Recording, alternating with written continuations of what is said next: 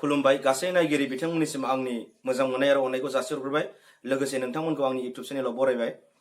दायो आं दिनै बुंनो साननाया नोंथांमोननि सिगाङाव जाहाथे दा बर' मिडियामनि आरो इंलिश मिडियामनि गोबां माने दावराव दावसि जागासिनो दङ। दिनै बिपिएफ सरकारा बा बिपिएफनि माखासे दैदेनगिरि बिथांमोना जेनेबा बर' मिडियामखौ फोजोबनायनि लामायाव लाबोनो नागिरदों।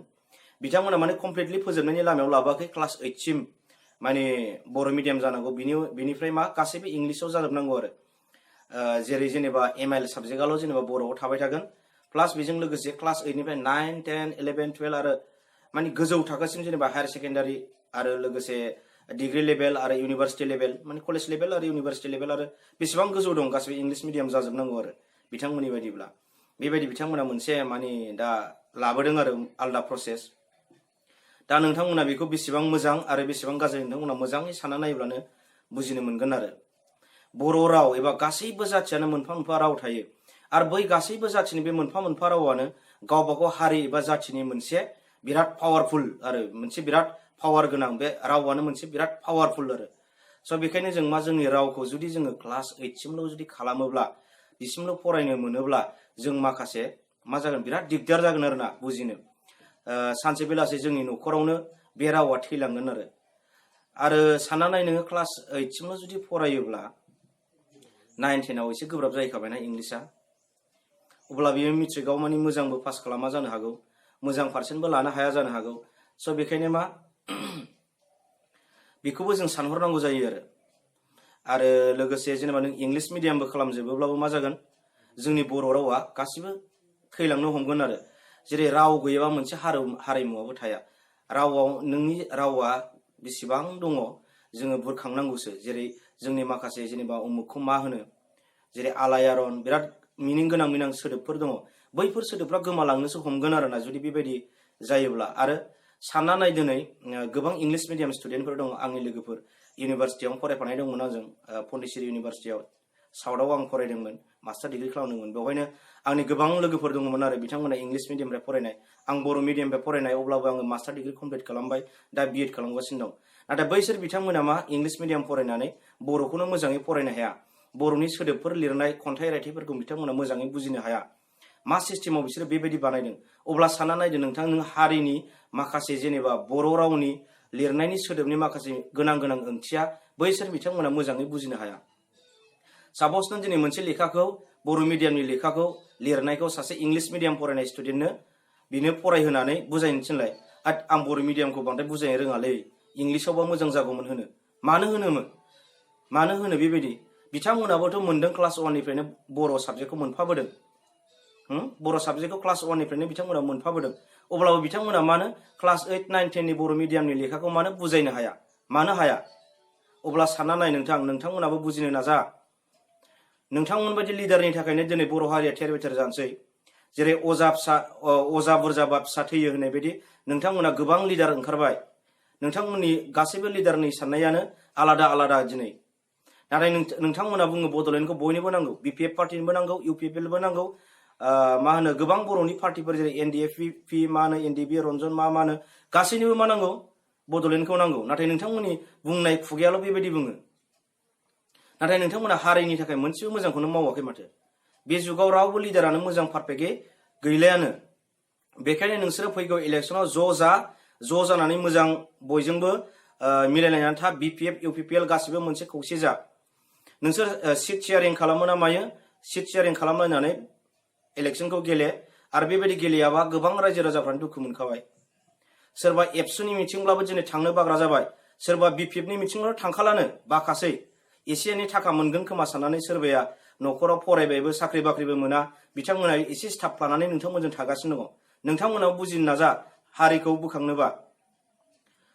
गोबां दिनै सापस बर' मिडियामनि बाथ्रा नोंसोर लानानै बिराद दावराव खालामगासिनो दं दा ससाइटिखौ। साननानै नों साउथ इण्डिया बायदियाव गावसिनि लेंगुवेजजों फराय, बिसोरो इंलिश मिडियामखौ जेबो मेटार खालामा। आरो गोबां कान्ट्रियाव नाय नोङो, चाइना बायदि आरो गोबां कान्ट्रियानो दिनै मा गावसिनि मिडियामजों फरायजोबो बांसिन। इंलिशखौ बेसेबां वर्ल्डआव बाहायो नोंसोर मिथिगौ नामा? इंलिश सोदोबखौ बेसेबां वर्ल्डआव बाहायनानै दङ? वर्ल्डनि बयनिफ्राय बांसिन बाहायजानाय रावा मा नोंथांमोना मिथिगौ ना मिथिया? मेन्डेलियान चाइनिसआ वर्ल्डनि बांसिन, गैयाबाबो 60-70% बाहायजानाय राव, इंलिशनिफ्रायबो बांसिन। आरो गोबां कान्ट्रियानो दिनै जापान बायदिया इंलिश रावजों बिसोरो दा सोंहैयोब्ला बिसोर मोजाङै बुंनो रोङा गोबां लिडारफ्रानो। अब्लाबो बिसोरनि कान्ट्रिया बेसेबां डेभेलप। इंलिशआ मोनसे लेंगुवेजसो, जोङो बेखौ रायलायनो ओरैनोबाबो रोंखायो, नों बेखौ फरायथारनांगौ बे नङा। आरो बिथांमोना बुंदों इन्टारनेटआव सार्च खालामनाय, इन्टारनेटआव सार्च खालामोबा मानो इंलिशनिल' फैजोबो, इउटुबाव सार्च खालामबा इंलिशनि लिरबासो फैयोनो। बे खोथा नङा। दिनै बर'आवबो गोबां इउटुबार दङ, कन्टेन्टआ बर'नि लिरजोबलाय, मानो फैया बियो? आरो सानना नाय नोङो, गुगोलाबो मोनसे बयनिबो थाखाय बानायनायसो, बियो इंलिश रावनिल' थाखाय नङा। गुगोला मोनसे वर्ल्डनि मोनसे मा होनो, बियो मोनसे लेखा जाबाय, बुक जाबाय, मा होनो डिक्सनारि बायदि जाबाय।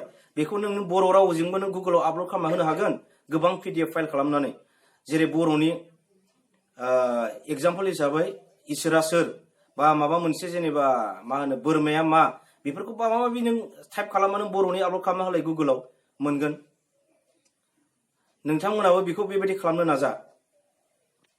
आरो आं फंसे खोथा बुंबावनि, BPFनि लिडार नोंथांमोन, हाग्रामा महिलारि नोंथां, खाम्फा बरगयारि नोंथां, आरो लोगोसे बिस्वजित दैमारि आरो चन्दन खाम्फा बायदि बायदि, नोंथांमोना मोजाङै गोसो होनानै नाय। नोंथांमोना जुदि बर' रावखौ डेभेलप खालामनोबा बर' मिडियामखौ खालामनांगोन। इउनिभार्सिटि लेभेलसिम गासिबो साइन्स माबा माबि गासिबो बर'आवनो बानायनो नाजा। नोंथांमोना लेखा दिरुनोबा बर'नि डाइरेक्ट ट्रान्सलेट खालामनानै बर'नि दिरुननो नाजा। लोगोसे बर'नि दिरुननो जोंहा गोब्राब जायो। मानो गोब्राब जायो? नोंथांमोना बेबायदि साख्रि हो बिथांमोननो।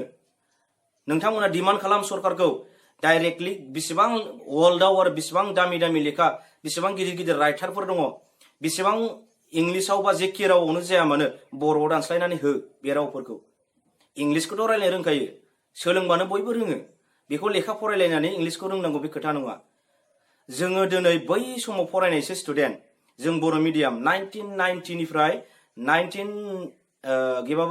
2000 एग्जाम्पल आं हमना ला, दिनैनि BA MA फरायनाय, MA पास जानाय, सोरबा MTech BTech कमार्स लानाय दिनै पास जाफैनाया मा, बै समाव गोदो समाव फरायनायसो।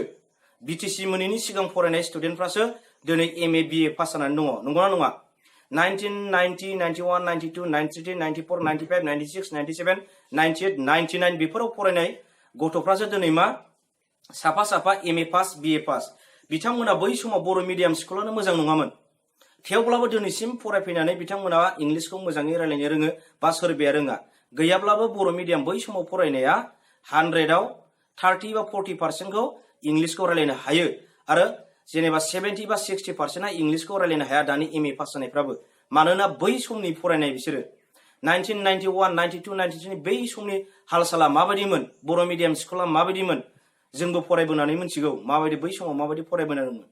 नाथाय दिनै मा, मोजां मोजां बर' मिडियाम स्कुल ओंखारबाय, UN एकाडेमि ओंखारबाय, माबा बड'लेण्ड एकाडेमिनो मा एकाडेमिनो ओंखारबाय।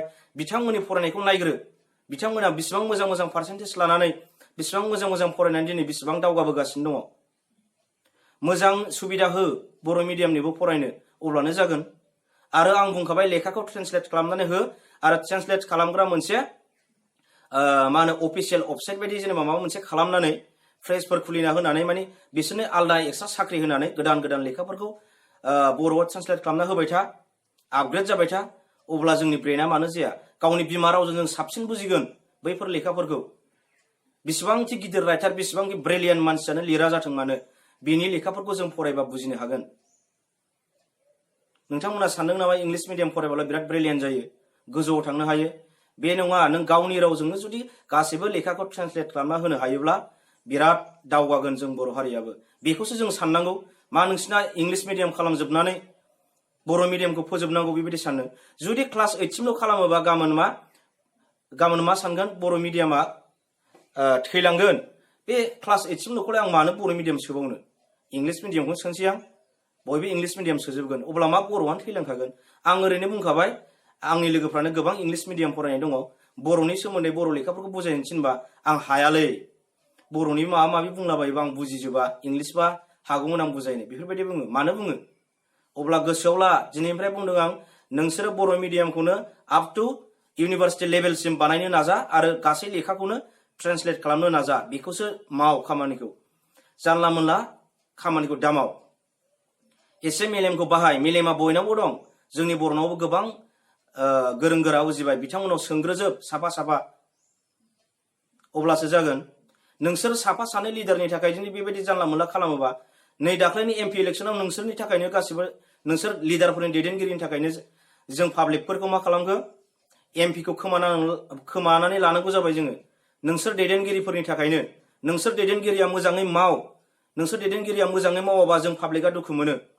नोंसोर जेखियानो पार्टी जाया मानो दा पाब्लिक माखासे रोङि पाब्लिकफ्रा नोंसोरखौ दुखु मोनसै, नोंसिनि मिथिङाव थांनो बासै। आं बिपिएफखौल' बुङाखै, गासिबो पार्टीना गोसोआव ला, नोंसोरनि दैदेननायनि थाखायनो नोंसिनि दैदेननायखौ जों नायनो हाला। नोंसोरो गावजों गाव एना एनि, नोंसिनि थांखिया एखेमोनब्ला, बड'लेण्ड बिनाया नोंसिनि एखेमोनब्ला मानोथो नोंसोर एखे जायाखै? मानो ज' जायाखै? हा? आं बेखिनिखौनो बुंबाय। बर' मिडियामा थानांगौ, नांगौबा इउनिभार्सिटि लेभेलसिम खालामनांगौ आरो गासैबो लेखाखौ ट्रान्सलेट खालामग्रा मोनसे मा होनो बेखौ मोनसे पार्टी दाना हो। सरकारनाव बेखौ डिमान्ड खालाम। बेसेबां इंलिसाव दङ गुबुन गुबुन फ्रेन्स लेंगुवेज, आराबियान बेसेबां वर्ल्डआव बेसेबां राइटारफोर दं आरो बेसेबां जोंनि दानि एजुकेशनाव बाहायजाथाव लेखाफोर, बेफोर लेखाफोरखौ बर'आव दानो ट्रान्सलेट खालामना हो। नायनि जों बेसेबां डेभेलप जायो आरो बेसेबां डेभेलप जाया। आं बेखिनिखौ बुंबाय। नोंथांमोना मोजां मोनोबा साबस्क्राइब खालाम आरो आंनि चेनेलखौ, आंनि बुंनायफोरखौ शेयार खालामना हो बयनोबो, जाहाथे बिथांमोना मोनथिथों, एसे मेलेमाव हाबथों। बिसोरो बुजिनो रोंला। पलिटिकेलनो सानै दिनै इजुकेशनाव माने हाबलायलांबाय। पलिटिकेलनि बाथ्रा पलिटिकेलाव थाबाय था। जोंहा बर' रावखौ फोथांनो थाखाय बड' साहित्य सभा दं। बड' साहित्य सभानि लिडारफ्राबो मा जाजोबखो? जेबो निउसफ्रावनो ओंखारला, स्रि थाजोबसै। ना थाखा फैसा मोनजासै नामा बिसोर बिपिएफनिफ्राय? ना बबेबा सरकारनिफ्राय थाखा फैसा मोनजासै नामा बिसोरलाय? नोंथांमोनाबो मोजाङै साननो नाजादो, बुंनो नाजादो बेफोरबायदिया जानाय नङा होननानै। थाब बे गाबोन समफोरनो बेफोरो माखासे दा गोदान आयेन फैनाया थांसिगोन। अब्ला माखासे मिटिंफोर खालामनानै दानो थाबाय थाबा रायजो राजाखौ लानानै मोजाङै सावराय बयजोंबो, अब्लासो ना जागोन। गावबागाव आफादाव थानानै थाखा फैसा खामायनायल' जाया। थाखा फैसाया बयहाबो दंसै आजिखालि। नोंसोरो गावखौ फेमास खालामनो थाखायसो आं मोजांसिन, थाखा फैसाया नोंसिनावबो दं, जोंनावबो दं, बयनावबो दंसै। नोंसोरो गावखौ जेनेबा फेमास जाजानो लुगैनानैसो जानला मोनला खामानि मावसैना नोंसोरो। आচ্ছা, आं जे बुंथ'ला, बेखिनिखौनो बुंनानै फोजोबबाय। नोंथांमोना मोजां मोनोबा साबस्क्राइब आरो लाइक खालाम आरो बर' मिडियामा थानांगौ आरो थाथारनांगौ आंनिब्ला। जय बर' हारिनि।